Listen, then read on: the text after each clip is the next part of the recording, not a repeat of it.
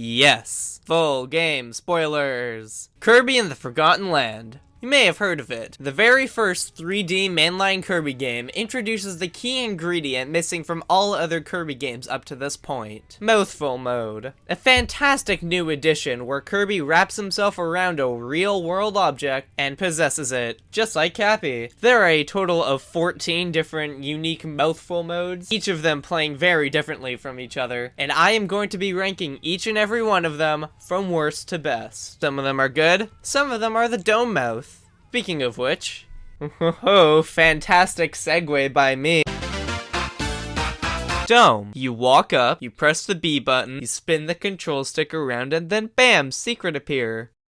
Yeah, that's kinda lame. It's not even that funny. Most of the other Mouthful modes have comedy value, but for this you get 5 seconds of absolutely riveting gameplay. Throughout my entire 8.5 hour long playthrough of this game, I used the Dome mouth for a grand total of 28 seconds. Like I said before, this is pretty lame. Okay, so imagine Dome, but instead of playing as a dome, you play as a storage. Okay, this one's actually kind of funny. It is still pretty much just spin the control stick around and then bam, secret appear. But this one has the funny factor, which automatically makes it better than the dome in every single way. The scissor lift. You can go up and down. It's usually only used to grab certain collectibles, but when it's used for actual gameplay, it's usually pretty fun and creative. There's just one part where you have to dodge fireballs by taking cover, and then there's this other part where you have to try and grab the collectibles before the platforms disappear. These sections are cool. It's just a shame the scissor lift is only used good twice throughout the entire game. Alright, the light bulb. Listen, I love the idea for this thing. You are a light bulb. You run around as a light bulb and you press the B button to light up dark areas. The light bulb parts sort of play out like a stealth mission, similar to the Moais from Mario Odyssey. You know, the entire idea of the light bulb sounds great and all, but why do I not like it? It's because it's really slow, that's why. I keep having to jump all over the place to avoid going slow. And doing that isn't fun. It just feels like you're exploiting the game. I'm a Sonic fan, okay? I hate going slow, damn it. That's right, guys. You can become a stairs. What, you thought these 10 out of 10s were for nothing? You can hop around as stairs. You can kill people with stairs. Honestly, if there's one game that could make playing as stairs fun, it's Kirby the new game. Call now and you can get an extra set of stairs for completely free. Pipe. In this game mode, you roll down a hill and hit enemies like bowling pins, just like Sonic Forces. Oh my god, bro. Oh, hell no, man. This game mode's actually pretty fun, which is something Sonic Forces can't say for itself. Hey, Gooper. I'm honestly amazed they were able to make playing as a pipe entertaining. I just wish it was used more often. The arch. This raises a hell of a lot more questions than answers. Okay, so Kirby inhales and arch, and now we can fly. The arch sections sort of play out like the Fluzzard missions from Super Mario Galaxy 2, where you fly around this area and you have to fly through the rings while dodging the obstacles. You get a cool spin attack that launches enemies into space so they can find out who has. The parts are just really well made, and they serve as quite a cinematic finish to the levels they're in.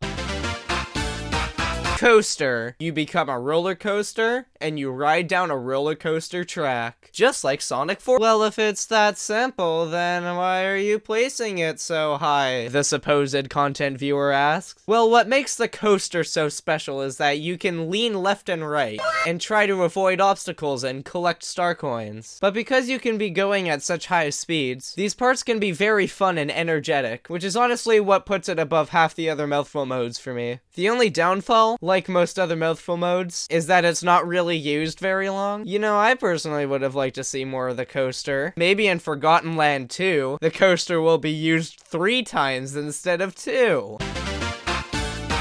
Traffic cone. That's right. Kirby can become a traffic cone. Can you become a traffic cone? I didn't think so. The traffic cone is pretty cool. You hop around as a traffic cone and vandalize. The cone has this downward spike attack, which is used to attack enemies and vandalize. It's very fun to use. And also, the cone just, like, controls well. I mean, every Mouthful mode in this game controls well, but dude, this is a traffic cone. How do you make playing as a traffic cone fun? It's the same situation with the stairs all over again. However, there is a fatal flaw with the traffic cone, and that is, it's used too much. That's right, not underused, overused. It's used about 8 times through the entire game, which might not sound like a lot, but every other Mouthful mode was used 3 times, so it's pretty jarring when this only pretty good Mouthful mode is used longer than literally everything else in the game.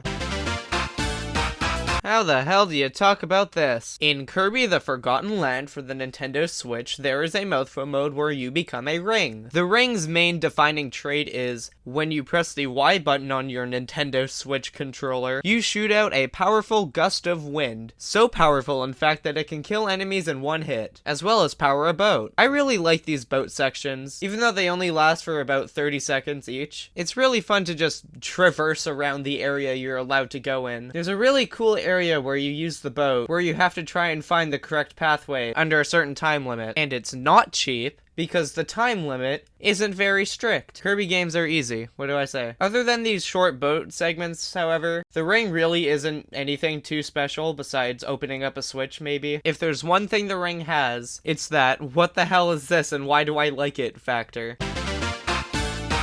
Picture this. You're a little 9-year-old child playing Kirby in the Forgotten Land for your Nintendo Switch video game system for the very first time, and then suddenly the game goes, BAM! Shock dodge. You're a water balloon now, have fun. What would the child's reaction be?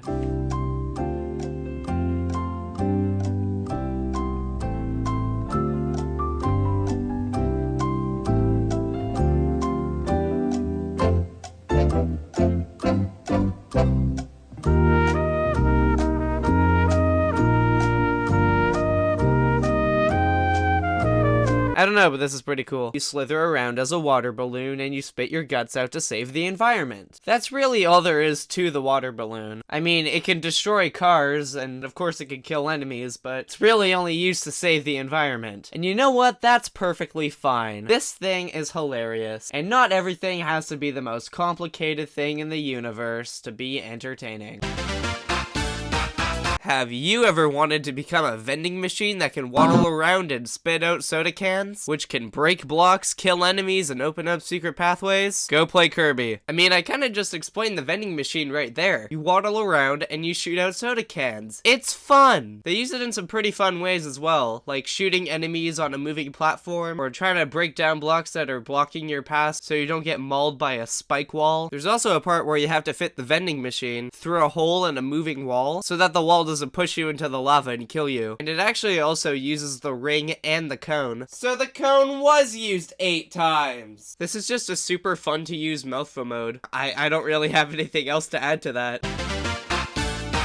Of course the car was gonna make it to the top spot. I mean, it seemed to be the one HAL Laboratory cared the most about. It's the one with the funny cutscene. It's the one that's playable in the demo. It's the one with the music video. How could it not be at number 1? Well, I say that, but what actually makes playing as a car so special? Cause like, yeah, Kirby can be a car. The car's main signature ability is that, woo, you can drive. But I think part of why the car is so amazing is the fact that it has a dash. If you hold the Y button down, you get to drive even faster and destroy almost everything in your path. The car isn't really used in any revolutionary ways or anything, besides this one racetrack level, which is amazing by the way. Best level in the game. It's just a fun to use Mouthful mode that's really well made. And you know, that's kind of all it has to be.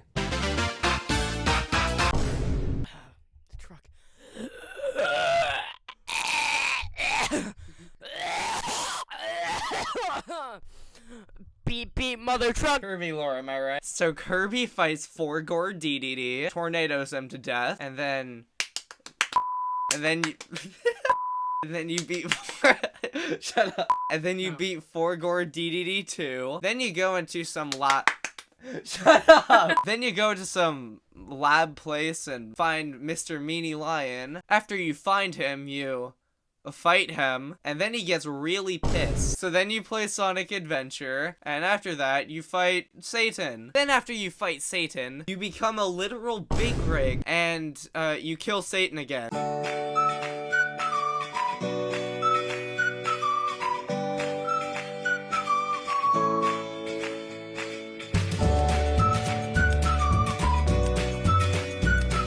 And then you save the world. Yeah, woo, yeah.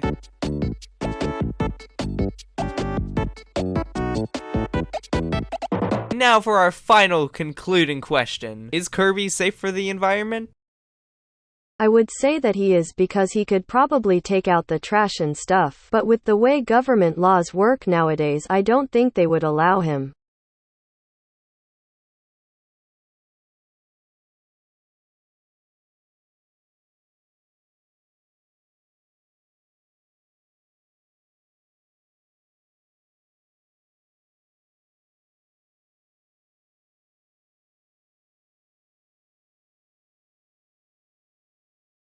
Well, there's your answer.